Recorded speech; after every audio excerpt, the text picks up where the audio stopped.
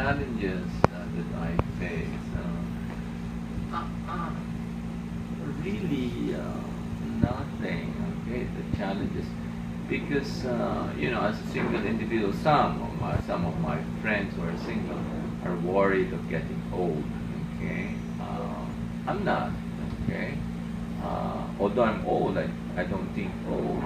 Okay, I feel that I'm still very young. Okay, not that I don't feel that I'm very young. I just feel I'm healthy. So the challenges probably is yun nga.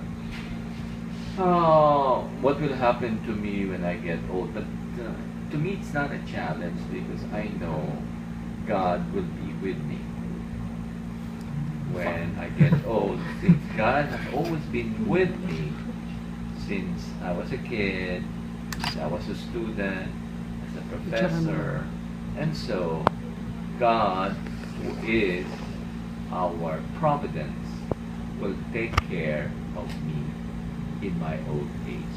Even if you have forgotten me, you have forgotten me, my nephews and nieces have forgotten me, God will never forget me.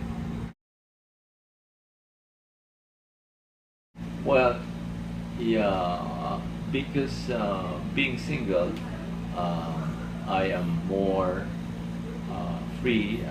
There is flexibility, and in many of my decisions, for example, the way I dispose my money, if I were probably married, okay, or committed to someone,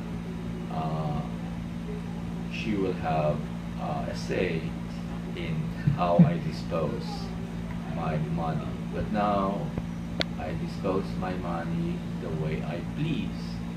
So, and I dispose this not in terms of accumulating wealth, but in helping my brothers and sisters and my nephews and nieces get their education.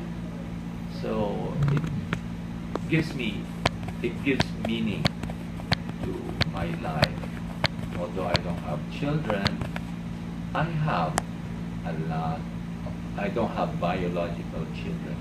I have a lot of children. I consider you as my intellectual children. So, and then of course my nephews and nieces are my not biological but genetic or related children.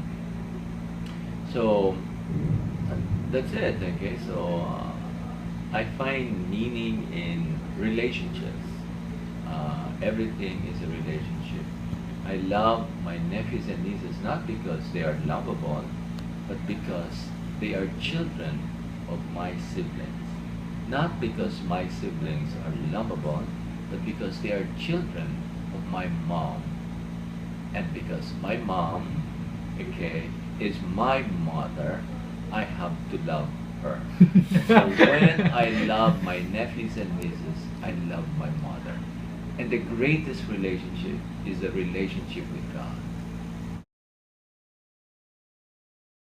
Well, I have experienced the same thing, I'm taking care of my youngest brother, the children of my youngest brother. Okay, so anyway, the same is true with my students. Okay, so I love my students. I mean that. Okay, I love my students. I never hated any of my students. Okay, love my students. So although I shout at them, but it's not anger. Okay, I cannot just hear. Okay, so that I have to shout. Again, it all boils down to relationship. Okay, and the greatest relationship is my relationship with God. So this one. Okay, so if I know I can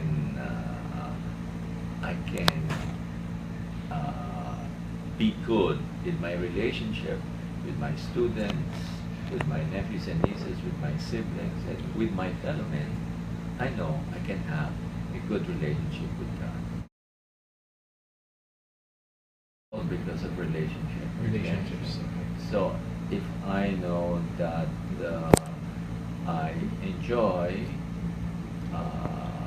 my relationship with my nephews and nieces, and with my students, my fellow men, okay, with anyone here, I know I will enjoy the ultimate relationship with, and that is my relationship with God. So all this is in preparation for my relationship with God, and that gives meaning to my life. Okay? So wealth is not what makes you happy, or but it's a relationship. It gives meaning to your life. It's not that I have made a better choice than getting married. Okay, I do respect. It's just like religion. Okay, we have to be very respectful of other people's religion. Okay, you have your own religion, and then celebrate that. You have your own vocation. Okay, whether it's married life, blessed singleness, or priesthood, you have to celebrate it. So my only, advice to you is that you celebrate it. Okay. So do not compare your state of life with the other state of life, because that is a choice. You will never be happy, but just be happy with what you celebrate.